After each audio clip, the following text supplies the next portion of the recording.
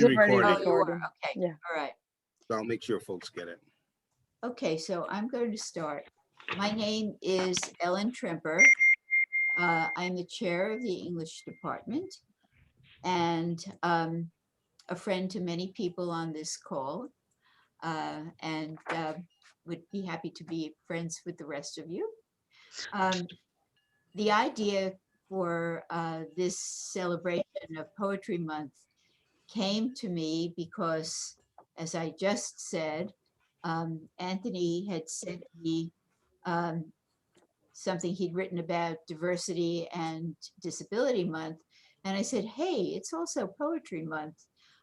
So I called him and said, why don't we have a poetry month celebration and perhaps link the celebration to diversity and disability months. Um, Little did I know until I did some research, excuse me, how Poetry Month came to be. It's not a very old celebration. This is actually its 25th or silver anniversary. It was started in 1996 by the Academy of American Poets, and it was actually inspired by diversity because the people who thought of doing it were inspired by Black History Month, which is February, and Women's History Month, which is March. And so they thought that the best time of year to celebrate poetry would be in April, which some of you may know, Henry. Tom Eliot, T.S. Eliot wrote, is the cruelest month in which violets are bred out of the dead land, mixing memory and desire. So here we have a dog. Um, here, here we have the opportunity to think about, speak about, uh, celebrate the diversity and differences that make Brooklyn College such a wonderful community, and which is certainly all of it represented in this room right now. And I wanted to read something which some of you may know to end. Um, Happy to be here too, Felicia. Um, Something that I'm sure some of you know. It's a part of a poem which actually sort of celebrates spring as well. It's called Asphodel, I'm sorry, it's called Asphodel, the Greeny Flower, by the poet who is also a pediatrician named William Carlos Williams. And the poem ends this way. My heart rouses, thinking to bring you news of something that concerns you and concerns many men. Look at what passes for the new. You will not find it there, but in despised poems. It is difficult to get the news from poems, yet men die miserably every day for lack of what is found there. Hear me out, for I too am concerned, and every man who wants to die at peace in his bed besides. So with those words about the importance of poetry, which may not save lives directly, but which, because of its beauty and because of its making us think, may save people's lives indirectly. And so I turn the program over to Carolina Rosa Martinez, who is an English major with a comparative literature minor, who is graduating like Jane this spring. Welcome, everybody. Hello, everyone. So, yes, that was a beautiful piece. My name is Carolina, and I'm super glad to see you all here. This is a beautiful opportunity to celebrate diversity, disability, poetry, putting these things together that sometimes are seen like separate, but we can interconnect them, right? So, in this opportunity, you can read your work and you don't have to compete. It is not for a class. It's not something that is like mandatory. You're here because you loved it. You're here because you want to share, because you want the experience. So I'm very glad to see you all. Before we begin, I would like to read something that to me is extremely important. Is the land acknowledgement of Brooklyn College. Yeah. So Brooklyn College is located on land that is the traditional and unceded territory of the Canarsie and Nyack Lenape people, land enriched by the blood of enslaved Africans. We, the Brooklyn College community, acknowledge that academic institutions, indeed the nation state itself, was founded upon and continues to enact exclusions and erasures of indigenous and Black peoples. This acknowledgement demonstrates a commitment to begin the process of working to dismantle ongoing practices and legacies of settler colonialism, and to recognize the hundreds of indigenous and nations who continue to resist and live on these lands. We pay our respect to indigenous and other elders past, present, and future. So now I'll pass it on to Jane. Jane is an art major, and go for it. Okay. While I also dabble in writing other types of poetry, this poem I wrote when I was, before I had children. Pretty much it was a collection of work of all the children in my life and the funny, beautiful little things. And the idea was I made this book so that they could draw their own photos to the words that I write, because I think kids have such amazing imaginations. And this particular poem, I painted a beautiful tree and I printed it for my, everyone's texting me now, for my son, my godson, and it's hanging as an image on his wall. But it is about sustainability, essentially. I'll just start. It's called Eternal Life. When I grow up, I want to be a Brussels sprout because no one ever eats Brussels sprouts. And I want to live forever. I know, I'm really clever. I know, you don't have to tell me. One day, everyone will see. It's not the holy grail they should be looking for. When it comes to Brussels sprouts, no one asks for more. I shall have eternal life. My world will be free from strife, free from being eaten alive forever. I'll live forever that way. Oh, wait. Oh, no. I might get thrown away. Oh, my. Or fed to the dog under the table. That kind of life isn't very stable. Well, the dog will definitely spit me out. I'll kick and scream and shout. I don't want to leave the world like that. Or get tossed around on the floor by the cat. I'll surely end up in a trash can. But I'll scream, help me, here I am. But who will come and get me? The green beans, the broccoli, the peas? No, because the kids all like to eat them. Oh my gosh, how will I end?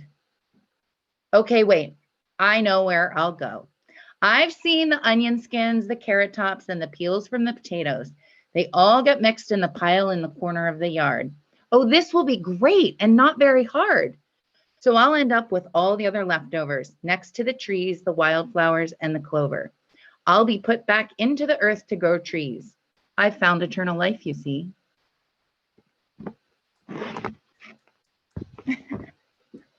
That was awesome.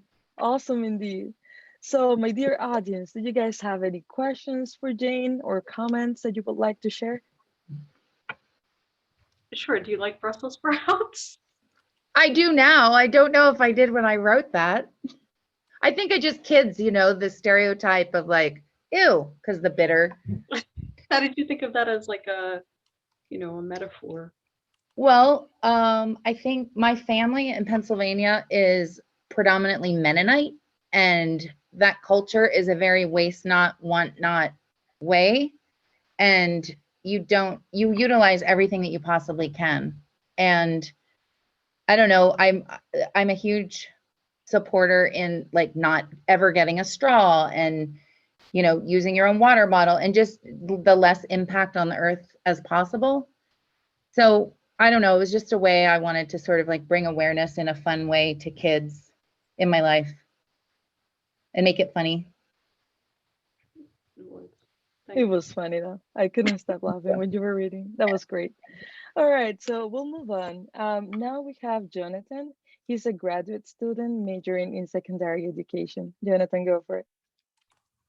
So great poem, Jane. I just feel like mine's is so morbid compared to yours now. So I wrote about I wrote this during when COVID first started, and the title of my poem is called 24/7 Pondering.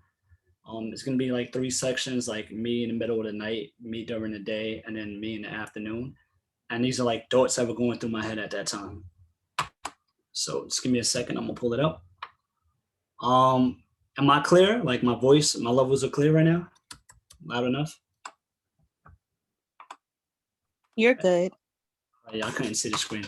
All right, so pondering 24/7. So up late nights thinking about how to allocate funds, who to put the blame on with their hand on the smoking gun. Who do I turn to when I'm living in the slums? What's the cause of all the drama? Got the remedy, but lupus pills will come over the counter. What's the countermeasure? Waiting for a stimulus package? Is this aid if I gotta pay when I file my taxes? Another day, another dollar. Another bank season, a home structure implodes, and another squatter. Liquor store essentials and my barber stay closed. Good thing the population's locked behind doors. I've been wearing the same clothes. Hair's looking like a strange grove. Everyone's sleeping while the puppet master creeping. I'm trying to stay woke.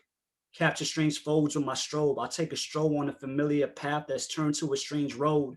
No mask on, I'm trying to shake the set mode. Everyone looking for a man to turn blood into wine and paper into gold. I'm looking both ways, running red lights, breaking into museums, trying to steal Van Gogh.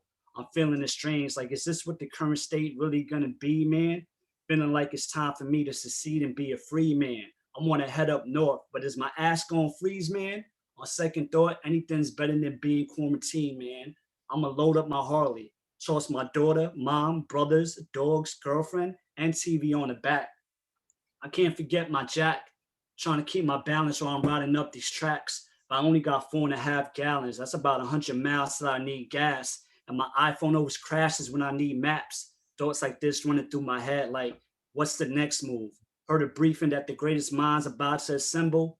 I had to scratch my temple. Wish I had some weed to ease my mental. State versus federal, first the people, called a bailiff, because I should be held in contempt. I got no regret for both my middle fingers aimed at OAN.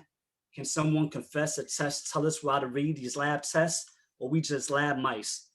While I stay up pondering these late nights, the nights turn into days in a 24-hour rotation. I'm contemplating ways to cope with devastation. Then I Google the deaths in our population. Detroit filling empty hotels with dead bodies. I must be having an out-of-body experience. This can't be serious. Double take, then I make a cross. Then I look down, I got a voicemail from my boss. She's somewhere out in her loft telling me she needs me to report in. But the report's in that the residence I've been assigned to has 4 clients that tested positive. She must be out her mind, fool. Clubbing laying pity in this dark city where the only means for survival was staying witty. So I'm gonna text back like, I ain't having it. Yes, proper grammar, before the bourgeoisie gave it up in the propaganda. I wonder what these checks like. Am I eligible, or will they miss me with this handout? But 1,200, living on a budget, groceries inflate, America, you gotta love it. But let me not stand for the flag now, and I'll get it worse than Kaepernick, hearing from the cabinet, like, look at this ungrateful bastard kid. But should I be grateful? Like the government gave me $1,200 to fund my own wake, dude? Or the fast food and 100 proof, think about how my life's going to poop, playing Russian roulette on my roof. This is everyday Stalinism. I'm up in the morning, 8 a.m. trying to sign in because the classes don't stop, but my brain glitching like the Matrix. I must be an April Fool for the way I got looped into this makeshift. Lunchtime rumbles. I'm trying to stay away from carbs, YouTube journalists, and independent blogs. Unemployment wants me to search for a job. It's not even noon and I'm still yawning. I've been pondering all morning, but I got a lunch break. But I'm filled with regrets, like I should have slept, but I'm glaucoma into text. I'm reading up on Autobahn with ideas racing like the Autobahn, but I need to take out time to photobomb and face swap with my next of kin. Let her play with my tattoo. My videos get a spin. And she resumes back to work, and so do I. But I'm trying to find out what's the meaning of pie. so I can appreciate the slice, because I feel like I got the marked down clearance of a life. I'm immersed in strife. Like I see my pitch, but I keep walking away in strikes. I don't quite have the strength, so I'm exercising my might. Ideas of a generation, curse and stagnation with coronavirus clearance anticipation. I'm on my dickens with these hard times, wondering how the world's gonna return from the sidelines, hoping we don't all turn to Thomas, Grad Grind Jr., degenerate thieves and dope shooters. How we gonna make up? It's the afternoon and I've been pondering, I need to wake up. Wow. Boy, Wow, that's amazing. That wonderful. was awesome. Thank you. Check the comments whenever you can. People are praising you in the chat. Great job. That was awesome. So next we have Julia. The floor is yours. Go for it. Okay, I'm a little caught off guard. I thought I was, didn't know I was up next. I'm morbid myself, so, okay. I don't have a title for this poem, but I'll just go with it. Bipolar, bipolar, bipolar. Did you know that word makes a lot of people wish their lives were over? People sing it as songs like it's a fad, a fashion statement, a fair label for crazy, insane, or a mind untamed. Did you know that word was a popular diagnosis in the 1960s called manic depression? Bet you didn't know. For me, it's an ugly confession, an inhumane name in a scarlet letter. I love it when they sing to me Katy Perry songs about bipolar love, bipolar weather, or they say, hey, that's Kanye West's bipolar reasons why normal things don't go together. I wonder what if I told them I'm no better? Would they cry for me, or laugh at me, or run from me forever?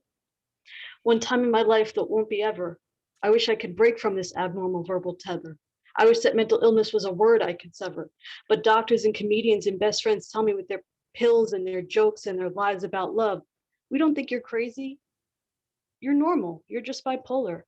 If I could, I wouldn't be bipolar anymore. I would fly away from it, from this disability, from this mental illness with the wings of a dove. All I can do is pray it away every day and give it up to God above.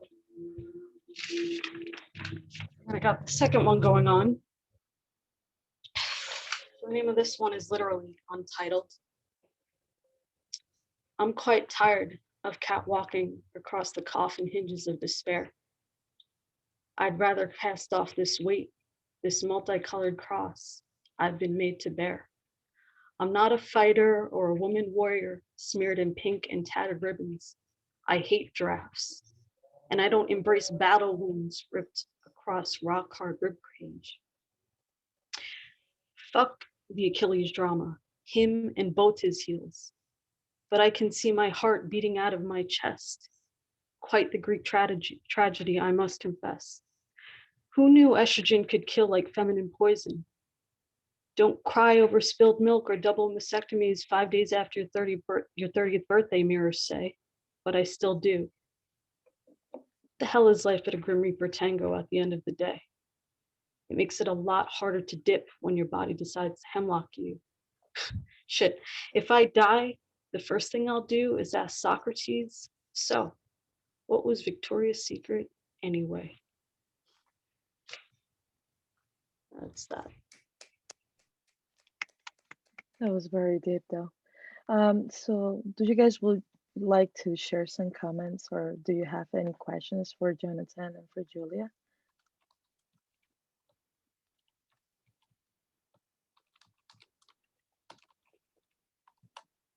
See some comments in the chat. Sure. Can I share? Yeah, go ahead. Julia, so first of all, it takes a lot of guts and energy to present a poem that's so personal to you. It's not easy, and we are all in this struggle together. I just want you to know that you are a superstar, you are a hero, you are a leader, and you deserve to be in this world. So always feel that you are a part of this world, regardless of your disability, regardless of your differences. You are like us, and there's nothing that makes you different. So thank you for sharing this poem. It's you're being very vulnerable. It could be uncomfortable, but know that you have people like me on your side and rooting for you every step of the way. Oh, thank you for that. That's beautiful. Appreciate it. I also wanted to share something about Jonathan's piece. I think that, the way that you read it, the references that you have, it's the whole thing all together. It's just so powerful. I don't know how to like put it into words, but at the beginning of all this, I felt like the world was just crumbling apart. And when you read that, like it resonates to me, you feel that. And Julia, I totally agree with Nassim. You guys, you know, are being like so vulnerable whenever you write something about you and you expose that, like that requires a great amount of courage. So if you like ever need to speak with someone or feel like you're not feeling well or whatever, I'm here. I'm sending you my email in a few in the chat.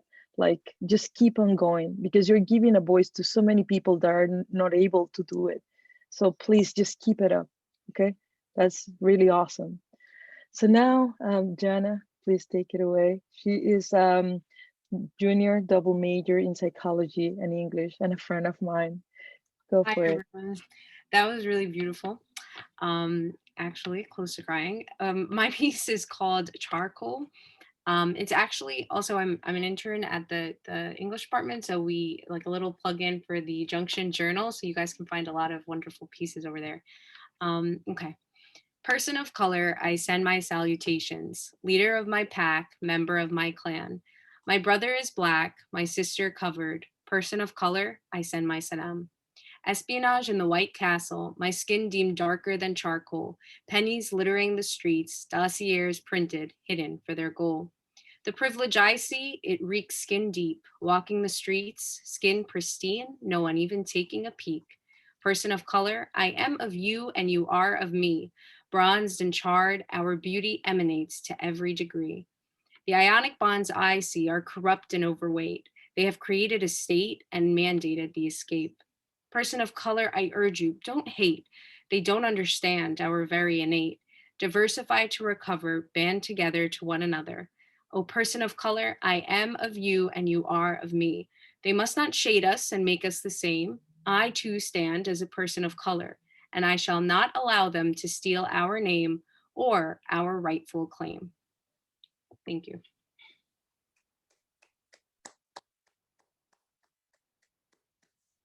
Thank you so much, Jana.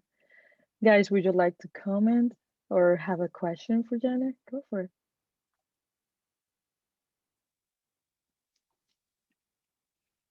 And I also put the Junctions journal link on the chat if you guys would like to check it out. Thank I you guys saw for the comments on the chat. I saw 3 hands up, Carolina. I don't know if you could Oh, I'm so see sorry. I'm them or not not. able to see them. No, I'm not able to see them. I saw Guys, Professor King, Rosamond King's hand, I think. okay, And they could go ahead. And Ronnie, I have Ronnie Nechtov's hand is up. yes, I see Professor Native. Okay. Jana, I love that poem. I always love that poem. But it speaks so much to right now, where people ask, who are you? Where are you from?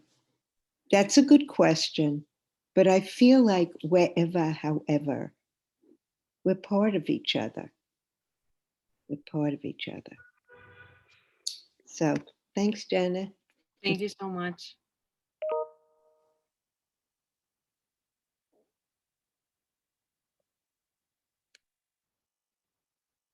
Okay, guys. Just bear with me for a second. So our next reader is Kyla Ariana. She's a junior and an English major. Kyla, go for it.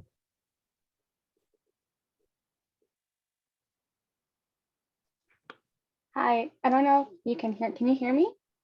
Yes. Okay, cool. So this is a poem I made up a few weeks ago called Idols. It's a little secret I have is actually a Make-A-Wish kid. So I made a wish to meet Captain America, which was Chris Evans at the time. So this is it. When you met me when I was 15, so young and naive, had the whole world given to me. Would you believe that 3 days before I even met you, I dreamt about it and planned to stream all of your movies to curate some questions to frame our meet? What I didn't know was mommy was already ahead of the scheme and the genies had called the morning prior and asked if I would be ready in a moment's time. I couldn't speak a single word to you, starstruck at the scenes, and you said to me, "Oh no, please don't cry." And I'll always remember that hug. My small little family does too. We talk about it all the time.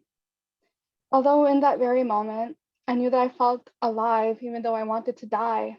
You see, I'm a skinny little nobody from Brooklyn with breathing problems you wouldn't believe.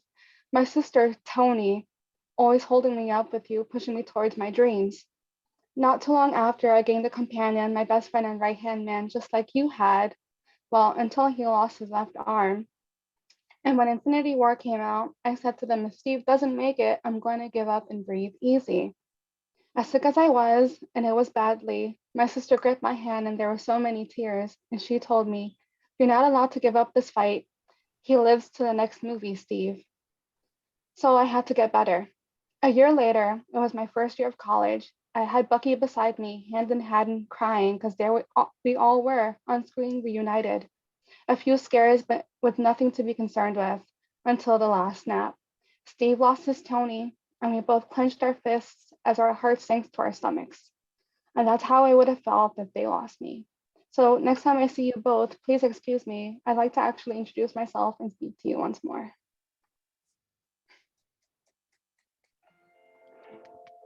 So beautiful.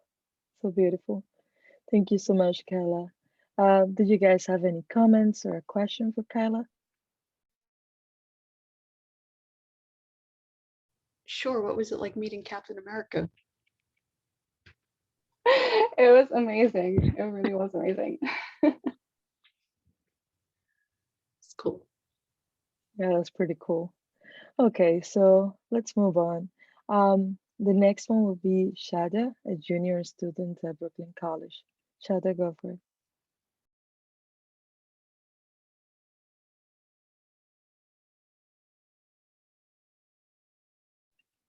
Shada, are you here? Are you guys able to see her? No? Okay. Hopefully she'll be able to step in later. All right, so now we have Tania, Vanessa, Mota. Go for it, Tania. Okay.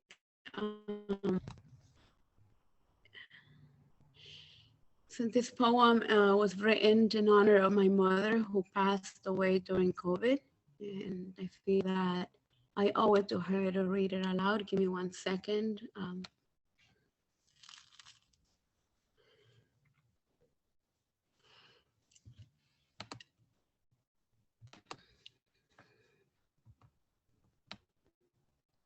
Dear mother, you exist in every space of my still convalescing mind, exhausted by futile attempts to bring you back when I close my eyes. Acquiescing to but a memory of you, and the only place where the ineffable finds utterance that only God can comprehend. I have written a letter to God with tears of blood from my broken soul, and I've appended all my love to it and sealed it with a kiss, begging for one ardent wish. I've consigned all my pain and sorrow to the abyss of my heart for now, but it bursts out of the moons of my eyes in the quiet of the night when I see you in my dreams, dreams reminiscent of better times, when I had your sweet demure smile and your eyes that sang me a kind song, a song that said, things will be better tomorrow, and you taught me to believe under a pink sky in autumn and a horizon I can see that now seems remote and inaccessible. I sojourned in reality, but faint to dream. where I can rest from this pain, where I can see you again. Have more faith, you always told me. But dear mother, you'll be happy to know I'm holding on. With the grip of a lioness, I'm holding on to hope, holding on to faith, to a promise yet to be fulfilled. I'm holding on. I was there with you in spirit. You were never alone. And I have one more poem I would like to read, if that's okay. This poem is to my daughter.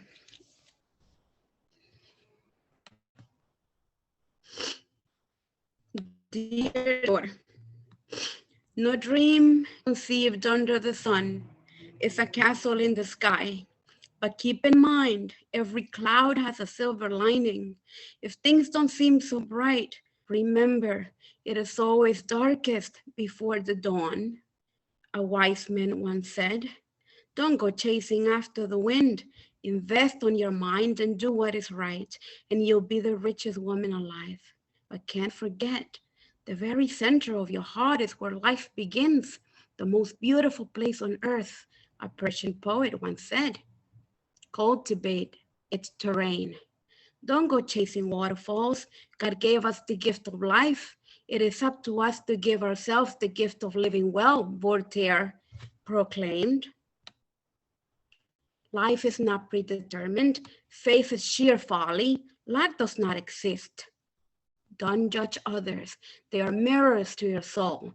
A wise man once said, yesterday I was clever, so I wanted to change the world. Today I am wise, so I am changing myself. Remember always, as Mark Twain once said, kindness is the language the deaf can hear and the blind can see. With kindness, we build a fortress in a desert. Without it, a mighty warrior causes his own demise. Never lose your passion. Without it, the sunniest day is dark and gloomy. Learn to appreciate the small things in life. And joy will always in your house abound. And when you want to see things more clearly, close your eyes. But most importantly, be humble. Humility stems from love, and out of love, we were created. Thank you.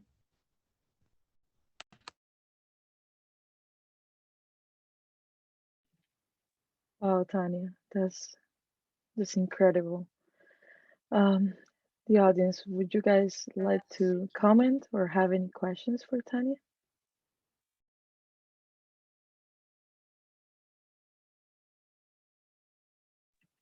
Tania, please check the chat whenever you have a chance. It's a lot of support and love Thank there. you. Thank you. Thank you so much for sharing. Okay, so now we have Sharifah. Sharifah is a senior student at Brooklyn College. She's a psychology major and a criminal justice minor. Sharifah, the floor is yours. Hi everyone. The name of this piece is My Sanity Visibly Scattered. I need to protect you. My love for you is unfathomable. From the moment of your conception, a blessing you were. My light, I delight in you. You catch me stealing glimpses of you. I want to protect you. No, I need to protect you. When you leave my presence, I worry about you.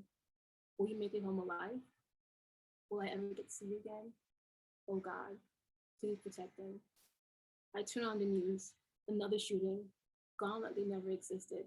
My heart, I can't think, could it? No, it can't be. My legs start shaking. I frantically dial your number, struggling to maintain my composure. I forget how to breathe. It rings, no response. I call again, nothing. Tears roll down my cheeks. My entire body is shaking. A Category 7 storm rips me apart. I fight against my thoughts. Did I do enough to protect you? My anxieties devour me. They pick at me like vultures at a carcass. My sanity visibly scattered. Its existence questioned. I see your text. Mom, I'll be home soon. I allow myself to complete the breath. My body relaxes immediately. A prayer escapes my lips. A close call.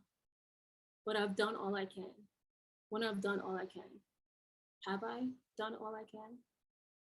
Thank you.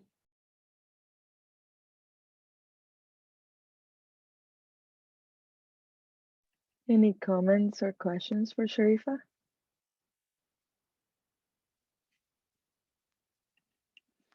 Okay, so oh, I see the comments in the chat. Thank you guys. So this is the end of my list. So now I want to invite all of you, if you want to read, if you would like to share your work, you're more than welcome to do so. If you can, it will be great if you could like use the hand raise button so we can have like an order in case. Annabelle would like to read. Annabelle? Yeah. Okay, Annabelle, go for it. Hi, everyone. I'm going to keep the camera off because I feel like my poem should be heard only. Okay.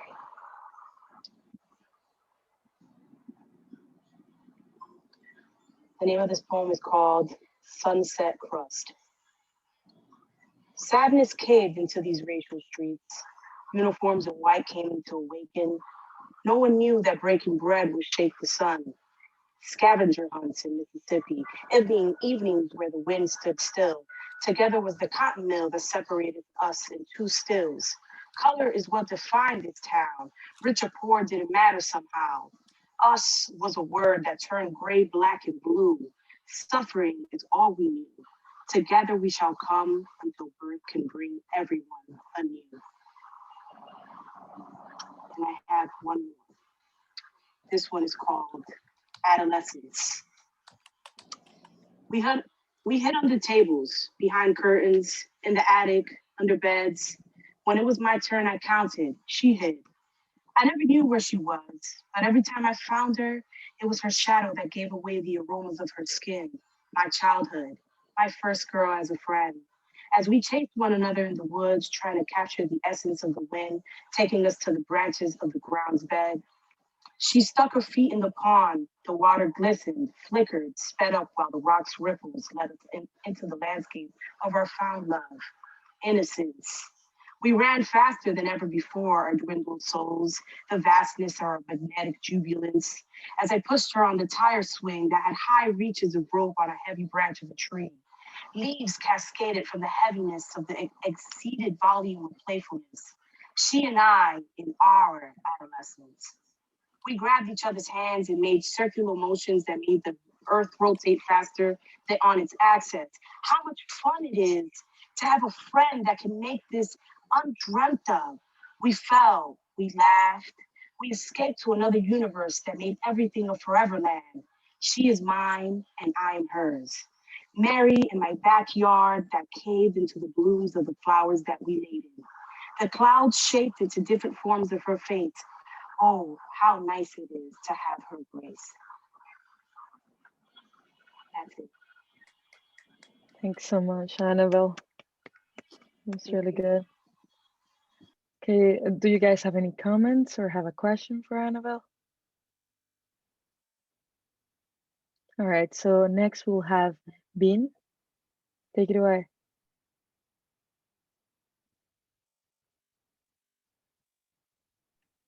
Bean, you there? Yes, I'm here. Okay, awesome. Can you hear me clearly? Yes. Okay. I'm a little bit nervous because English is not my first language, so. Okay. Trust me, I feel you, but you got this. Okay, thank you. So the title for my poem is Parallel World. Shasha the tortoise, living his peaceful life on the Galapagos Island. His giant body can only move by the speed of a sloth. One day, Shasha got on a boat, sneakily, secretly. The boat people weren't aware of him, nor did they know his existence. Shasha wanted to leave his home, and roamed the sea to find his friend. Nana the turtle was her name. She was Shasha's best friend. Unlike Shasha, Nana was very fast. They had a blast during that summer moon. Unfortunately, they were soon departed, but Shasha always keeps her in his heart. Does Shasha know they live in two different worlds? One tours around under the ocean, the other stays motionless on the ground. Does it sound like a forbidden friendship? That will strip off their relationship, romantic or pathetic. Trying to reach a tragic love is a parallel world with no hope. Was it worth it to keep holding on to the past? Shasha only wanted those moments to last. But why is this world so harsh? At the end of his journey, his vision got blurry with tears. His fear was right all along. He can never find Nana. The red thread of fate was already broken the day Nana left. But he is not ashamed for making a foolish expedition. Nothing is wrong with following your intuition. Shasha can only scream into the void. I was overjoyed when you were here, but when you disappeared, I had no more tears left to cry. I miss you. I miss you. Miss you. You gave me a hole in my heart, but it's time to let you go. Thank you for making my soul dance. I don't hope to see you again by any chance. Because in a parallel world, all you can say is farewell. The end. Wow. And you were nervous. You did great. You did great, Vin. Any comments or questions for Vin? Vin, whenever you can check the chat. There are some comments there for you. Okay, so next we have Janine. Hi everyone. I initially was not planning on reading, but I just want to say thank you to everyone for creating such a safe and comfortable space. So this poem is called OCD. My oven is on, my stove is lit, my bathtub is flooding, yet my house is on fire. Or at least it could be. Someone could open my door without needing a key, but they'd just come in and leave because they'd look and they see that my bathtub is flooding and my house is on fire. I could go back and check, but I'm fucked either way, and I can't miss the A because it runs every 20 minutes and my professor is strict, so I'll just keep walking and deal with it. Nothing's on, nothing's on, nothing's on. The door's locked, the door's locked, the door's locked. It's fine, it's fine, it's fine. I look down at the time, gotta get to the station or I'm gonna be late. But how can I expect to concentrate if water is flowing and my kitchen is burning?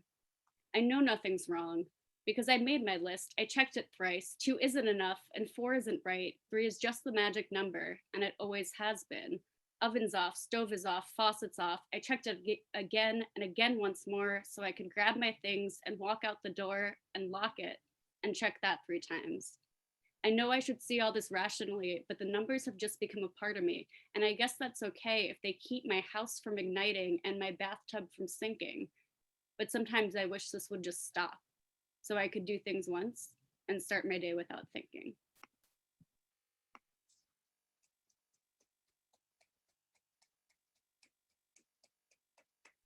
That was awesome. I mean, no words. Audience, any comments or questions for Janine?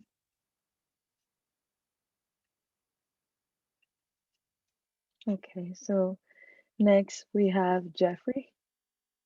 Jeffrey, go for it.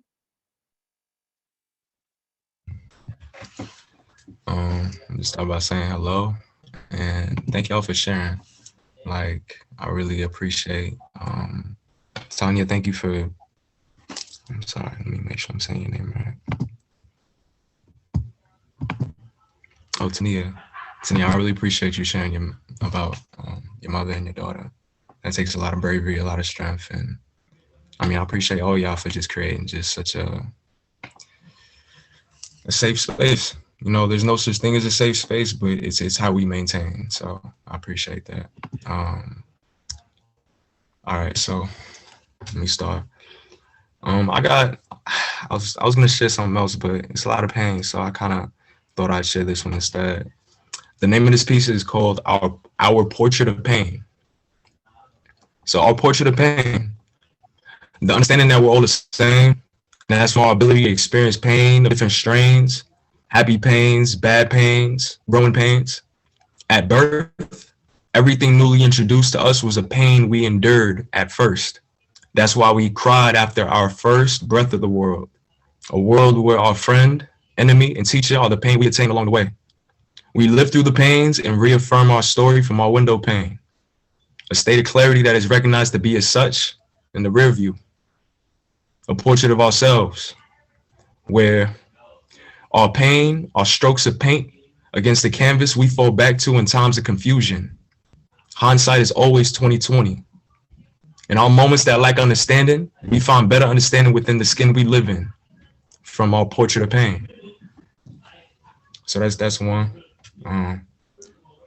I'll share with y'all this other one I got.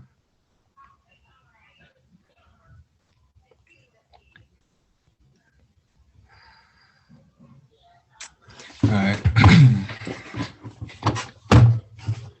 I shoot for the stars, baby, but I'm aiming for you and not the moon, cause baby, you don't reflect, you produce.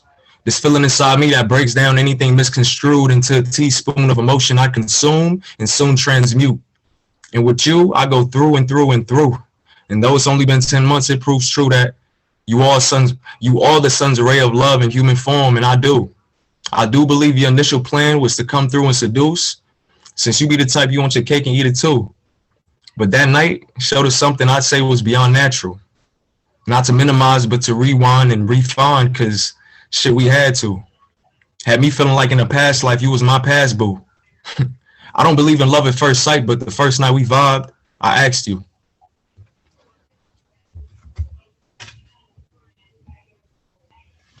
Thank you. Thank you so much for sharing that, Jeffrey. Any comments or questions for Jeffrey, guys? You check the chat, Jeffrey. People are pouring love for you there. I have a question for Jeffrey. What's up? When it comes to your second poem, Jeffrey, I know this is gonna be a little touchy, but I'm just curious. Was this about? Can you hear me? Oh, I can hear you. Oh, you're not. Okay. I'm not showing my face. I got you. Is the second one about a person that is a part of your past, like a girlfriend? Yeah, she's a part of my life right now.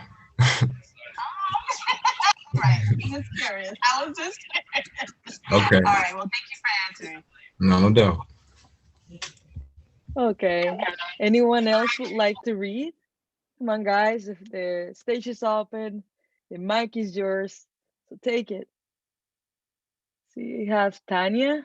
Tania? Would you like to read, Tania? Yes, I one more if Okay. I have.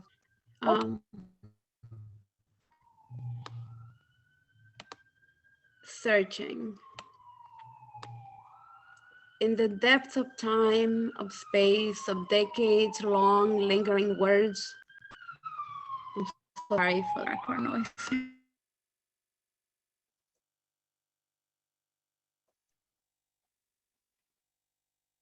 You're muted now, Tania. Oh, so sorry, I have, that's not the revised one, but while I look for that one, I'm gonna read another one if that's okay, because I have to look for it, thank you. So what is it all about? What's it all about? It's the name of this poem. Languishing under a lavender sky, nothing prosaic about the thunder of life, vanquished fears, relinquished vanities, relishing small moments, a canny eye for unwelcome deceit. I love you's murmur satoboshi under billowing clouds, debonair regal creature, the pulse of life beating fast, frisky smiles rollicking free under a drizzle, voices in my head ricochet, incipient melancholy. I hold lightning in one hand and my heart on the other. What is this all about? And thank you. And I think I found the other one I wanted to share.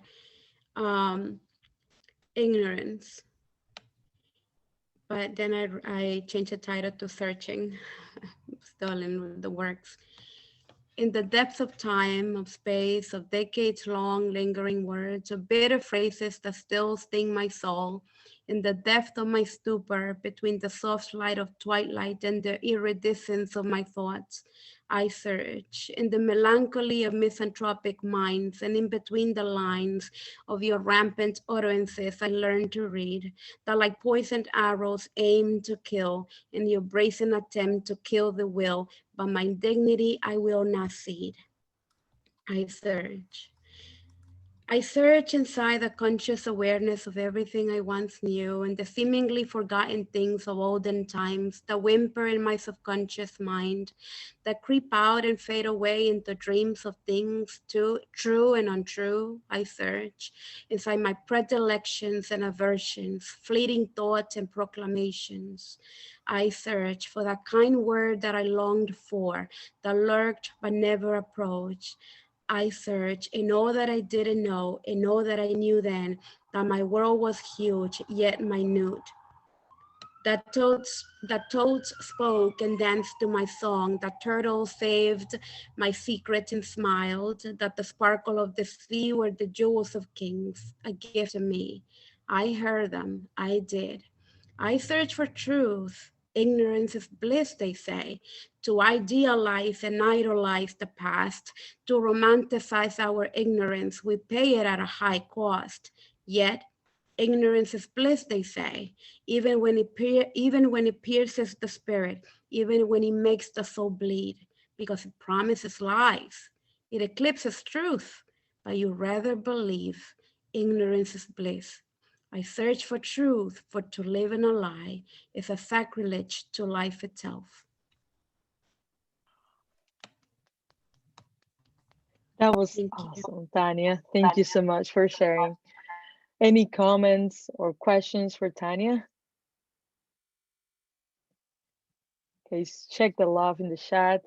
All right, so next we'll have two more readers, Jana and Sharifah, and then I'll go after them. Okay, so Jana, take it away. I'm taking advantage of the space. This is a little bit longer, so I'm gonna cut like a middle portion, but I'll read some of it. It's called Ian. 140 pounds steady, arms thin, legs long, beard coming in nicely, burnt up clothes and blacked up snow, our fingers up in signs, children abducted for show. No definitions read, no questions asked, thugs on the block because of our contrast. Cancer cures, no mental illness exists. We wander the streets throwing fists. Myself quiet, religion instilled right, parents slave to a system that never gave. Victim of trouble, my babe muffled. My old pops preached, a man I am, expiration and fate, only a real man can. Cancellation came. Left too early, stranded questions, 0 cents to my name, no children and no game, only needles and poor aim. I only detest them, the real men I mean. What do they want from me? Suits buttoned, nothing less than Mercedes. They read their bank account savings as if long letters to their washed up ladies. Maybe I have made myself, moving from joint to joint, messed up mind, blacked up pieces, miseries and illusions. Know thyself and know thy temper. I only yelled at her because I caught her sneaking out the back again, attempting to fly naked and chained. How come she didn't look up to the sky? I only yelled at her because the rent is so high and the kids were crying in the back with sweat dripping down their bellies. I only shot him because I caught him banging the tables in filth, making only abandoned children suffer. How come he didn't control his desire? I only killed him because the sky was so dark and my veins were so plump and the gashes on my back were crying with blood dripping down my spine. I only wanted to be a real man, but the system played me. My mama told me to grow a pair and then call a decree. She ain't believe in no prophecy. Only a real man does what he can, does the best with what he's got, doesn't get stuck on what he cannot. My mother was smarter than me and my daddy. That's why they took her first. Do you know my face, structure, or tail? I warn you, before you come tell me to be a real man, ask, what makes you one? Thank you. As usual, Jana, always surprising. Okay, now next we have Sharifah. So this is still like a work in progress. So I just title it Untitled. I am angry, was angry, will always be angry. Her death made me weep in ways I didn't know was possible. I thought I had become desensitized to killings of Black folks. I had not. I felt the heaviness in my chest. And even now, as I write this, my eyes are becoming glassy. The tiny droplets of salted water threaten to leave my eyes. It was always conveyed to me that if I walked the straight and narrow path of righteousness, that I would be okay. If I looked the part, dressed the part, spoke the part, I would be safe. This place would view me as its own. The truth is, though, this country's choice to recognize my existence will always be a consequence of a repealed laws. I still feel the pressure to represent us in the best light. I still find myself appealing to the gaze, policing myself, and adjusting my appearance. I was angry, am angry, and will always be angry. My anger does not strategically move beyond the lines of logic. I can be logical and angry at the same time, but why do I always need to be logical? Thank you.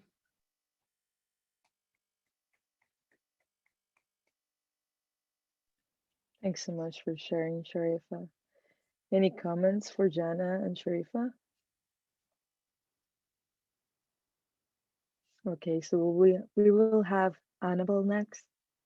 Annabelle. Hi.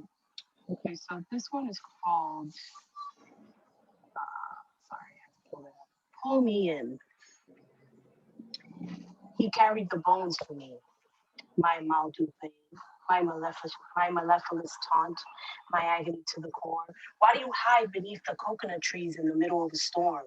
I wait for your trouble to awake me from this dream, your hands so vivid, etched into my hips, eyes that can stop a traffic light, my Houdini, curvaceous tongue, soft touches deep into my subconscious, deep blue waves coming to surface as you prey on me, reaching into the velvets of my soul, breaking me in like no one else before. I asked you not to love me the way you do, but I continue to get more and more and more. You take me into a trance where there is no escape. You find me while I'm hiding behind your skin. Pull me into your deepest wounds. I am your biggest fool. You see me deeper than I see me. My pupils dilated from east to west. You beg for more, but I retreat. You try to grab me like a star in the universe, far to reach, insurmountable. LOVE. That's what you taught me. Turbulence is what I am. Heaven is what you try to be. Oh, how flattered I am by your admiration, infatuation, no hesitation, love. Pull me in frontwards, backwards, sideways, all different type of ways. You are waiting and I am yours. Take me into the further. Pull me in. That's it. Wow, Annabelle. Any comments or questions for Annabelle? Hold on. This is Yeah, Annabelle. Nice to meet you, Annabelle. Nice to meet you. It's glad to see you though. I wish it was in person, but this is what we have and I'm grateful for it. Okay, Bean, would you like to read? Bean, you there? Yes. Yes? Okay, go ahead. So I wrote this poem as a gift from my professor because I was grateful that he is so kind and grateful. Not sorry. Oops. He was so kind and caring. And the poem was based on what I know about his life. The name of the poem is "It's Okay to Not Be Okay." He was a little boy with hopes and dreams. He had been performing, practicing with blood, sweat, and tears. For how long, he can't even remember. To be an opera singer. It gave him joy to express himself, flying to the moon of music and creativity. Art gives him the source of life for his sanity. But people around him don't get it, and they never will. They laughed. An opera singer? Do you even see your own future? Artists will always be poor. You are such a fool. Have fun, I guess. It's true. He never knows what will happen down the road that the grown-ups are too insecure to take. Money is what it takes to be an adult. Hopes and dreams cannot pay the bills. But why is it unacceptable to experience life in this society? Even if he fails, he will proudly give himself a hug. You did well. At least you try, you know. It's okay to not be okay. Little opera boy got into college. He wasn't sure what he was doing. He still kept doing it. The uncertainty is terrifying, but he couldn't afford himself to sink in doubts. He was frightened. He was unsure if his choice is the best choice. What if another choice would be better than this choice or that choice? So many choices, many options and obstacles. Standing in between the intersection of the road when you got lost was dreadful. Which road would ruin me and which road would make my life happier? He doesn't know. He never knows. He is an artist, not a prophet. So he kept on walking. Would his life be better and greater if there were a GPS for his path? Would his life be better? It's okay to not be okay. Our opera singer has made a final decision. He made friends. It would be lonely to walk on a journey without companions, you know. He met new people. He gained confidence and experience from creating his own spider webs. It's okay to not be an opera singer like how he planned. That doesn't make him less than an artist. He didn't fail to chase his dreams because dreams can change too, just like a caterpillar evolving into its wings. You may ask, what was his decision? Did he know which direction? Let me answer your question. He is now a sea captain. He is sailing a ship of hopes and dreams for those who dare. He may not have a map, but it's okay to not have a map because it's okay to not be okay. The end. That was awesome. I loved it. Guys, any comments or questions for Ben? Such amazing works today. This is so great. Ben, check the chat. It's a lot of love there. Okay, so now it's my turn. So I have Carolina.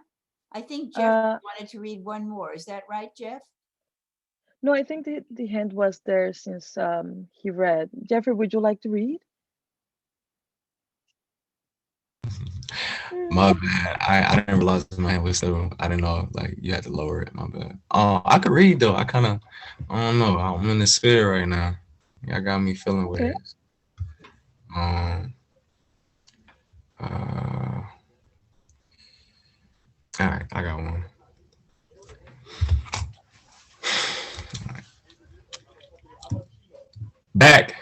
Backing up on my thoughts, taking it back to youth. We would canvas the hood, looking for parks to hoop. I kept my bag on me with some kicks and booth. Lived around the block, I often had thoughts to move. Back when all we had was time, had no worries on my mind but for work and school. Time to time, them girls came through. My mom used to say, work hard, pay your dues, boy, you gonna reap the fruits. Looking back, man, that time sure flew. Elevated my mind When I'm at the crew, OG kept me in line, watch your mouth, fool. You can't talk that game if you don't know the rules. You got to know when to fold, shit, and when to pursue. You got to reassess and regroup. And once you do, you're going to know what to do. Don't play with the food. Always second guess the truth. Now set up the meet. That's the rendezvous. Mac, I'll meet you there too. Clean up the shell so ain't no bulletproof. Copy that. Now I'm laid back, trailblazing in the coupe. Hold on. Scoping out through the rear view. Always watch your back, never lack. Cause if you do one false move and you boo-boo the fool, ask her who the fuck is you? Then it's rat-a-tat-tat, click-clack, boom. If you snooze, you lose, and it's the end of the line. Ain't no room for two. Shit ain't sweet like some honey do. You gotta go against the grain just to make it through. Neo, peep the construe. So he ain't picked the blue pill. He chose the path that few would choose still. Niggas die every day. You sleep in the bed that you make. You can't live your life like you lived it twice. Cause all strife in this world is due to three. Those who lead, those who follow in envy, and those cast to chase the publicity, the greed. So please, don't fold, don't crease. Hands in the air, freeze. It don't matter because they gon' squeeze. Eric Garner was unarmed. He said, I can't breathe. Oh, they was fearing for their life. But who had the rifle pointed at me? They see the color of our skin and think ignorantly. The more the melanin, the darker our tints be, so they think the dumber our wits be. Nigga, please. This gang shit I claim ain't what's killing us. That's white man verbal stipulation, cuz we worry about the next man, not the right hand of the black man as King Kemet. Better known as Egypt, I'm sun-kissed with blackness, the indigenous. So never forget, and fuck what they feeding us. It's blocking us from seeing this. God is I and I am God. Is you digging this? Because then you have to change all that shit you claim about you and around you. That's ridiculous. Let homie listen. Stack your paper, pay your dues, and move diligent. Employ yourself, supply your wealth. Because you can't face the world if you can't face yourself. Right.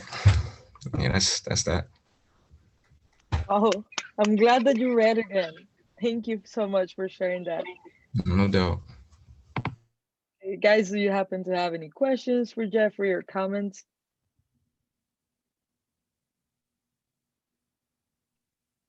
Okay. So I'm going to read two pieces. One is a small short story and it's still on the works. I'm planning to do like a collection of short stories. So I'm just going to read the first one, and the second one is a poem. So the short story is called Charcoal, and the collection will be called Synonymous of Resilience. So my grandmother and my mother are my role models. Growing up, they often told me the many obstacles they faced and how they were able to overcome them. The real life stories are the main source of inspiration for me. They have helped me to be who I am today. The stories are not only for entertainment or to deliver warnings, stories inspire us. I am a dreamer, a first generation college student, an Afro Dominican woman accomplishing her goals in the concrete jungle. I come from a very poor family that, with the strength and resilience of two amazing women, has been able to stay united against the undescribable. Charcoal. Mama had 7 children. Two of them, the twins, died a few days after they were born. This took a great toll on her, but she continued to move forward. She used to work as a home tailor and was known for being able to fix anything. like 5 years, sorry, like 5 years later, Mama's partner, my grandfather, left. He was with her for a long time while he had another family. They were alone without substantial financial support. Not long after that, Mama got a different job in a charcoal business. I remember her telling me how she used to wake up at 3 a.m. to go to work in her mill. It didn't matter if it was pouring or if she was sick. She had to support her family. My grandmother was still a baby then. My mother was still a baby then. Sometimes Mama couldn't leave her with my uncles and aunts since they were young still and couldn't take care of a baby and themselves. Mama used a sheet to improvise a baby carrier and take my mother with her to work. Imagine getting in a mule carrying a baby.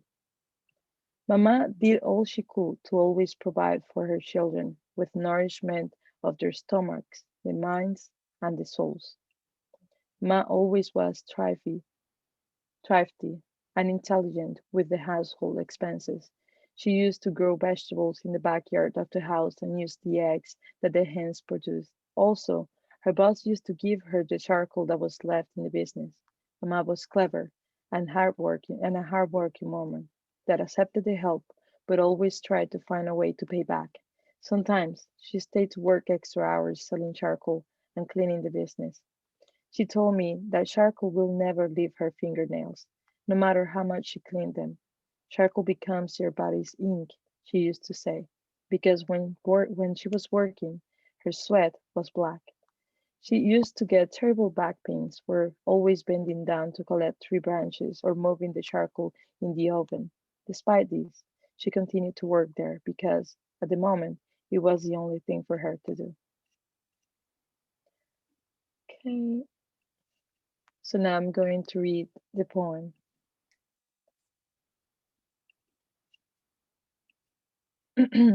Handmade compensation. When our muse is gone, she becomes a metaphor of the world, el universo, and even the inexistent. The small clouds of smoke shatter before my face. The lights are dim, and I barely see them disappear. Will I ever find ease? I feel trapped in my own thoughts. There is a labyrinth of memories that torment and entertain me. There is no escape way. There is no end to the remorse. What ifs invade my self consolations? What if I was free? I cry my frustration out. I lost the tension that imprisons my temple. Each cry has a name attached to it, as if they were conscient and alive. I suffer the unavoidable pain of reality. I think, I think too much of the past, letting my future melt. I try to build the perfect world in my head. Don't we all feel we play the main role in our lives' movie? Handmade compensation, she says. Yes, but it is out of my hands. Sadness clings to my soul, and I run in circles coming back to you. Oh, melancholy of my days. I wish I loved you instead.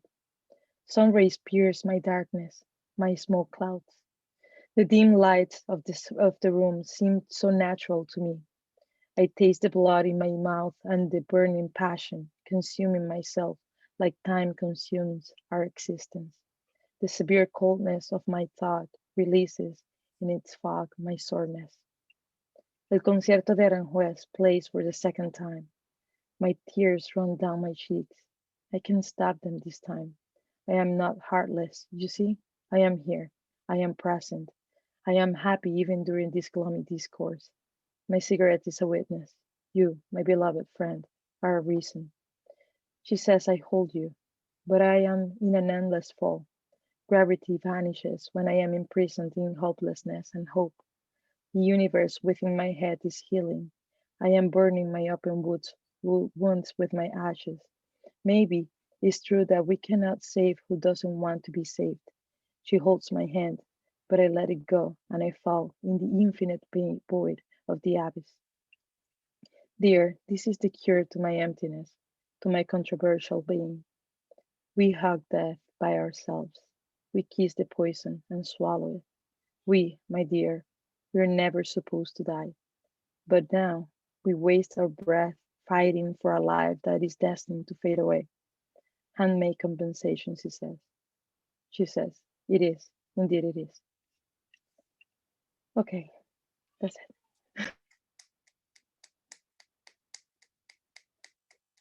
So, any comments or questions for me?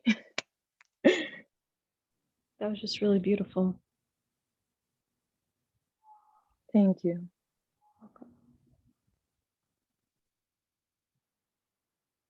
I feel like Okay. your poem and everyone else's poems really highlighted that we all have so much more in common than what separates us. We all have struggled. None of us, um, came from wealth. And if we do, being vulnerable and passing the baton to those who don't and giving them an opportunity to thrive in a society that is supposed to be for everyone. Indeed. Like every time I think about my past and from where I come from and the things that I sometimes I look at them and I think they're little, and but then I realize, how great they are and how meaningful they are. And it just inspires me to move forward. Like every time that I complete a paper or that I do a presentation or something, it's an accomplishment. It's something part of my goal. So it's really meaningful for me to be here with you today, for example. And also I wanted to say that the poem, so when I wrote that, I was feeling very depressive. Like, since the pandemic started, a lot of things have been happening to it. We become more vulnerable, especially when we are isolated, when we are alone, when we cannot see our loved ones. So it was a very dark moment for me. And when I wrote that, I remember that I felt like released, like I felt like I could breathe. So it's just to show that how powerful poetry is, the language, how powerful it is to be able to just put that down. And I want to congratulate all of you for doing that and for being so brave, because just reading out loud it requires a lot of courage. And I'm shaking right now. So I want to congratulate you for doing that, and please take advantage of all the opportunities that are available for you to read your work. Thank you so much for being here today. Thank you. I want to pass it on to Alan now, if you would like to share some words. I could not be more happy with this evening.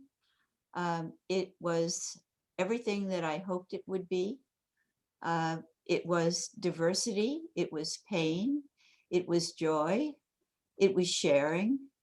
And I hope that we do this again. I think it was a great way to end this month. And I thank you all for having been here and sharing with us.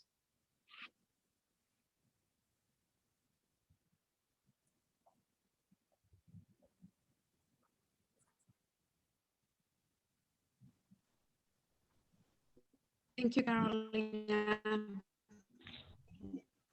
And thank Thank you, Tania. everyone. How wonderful.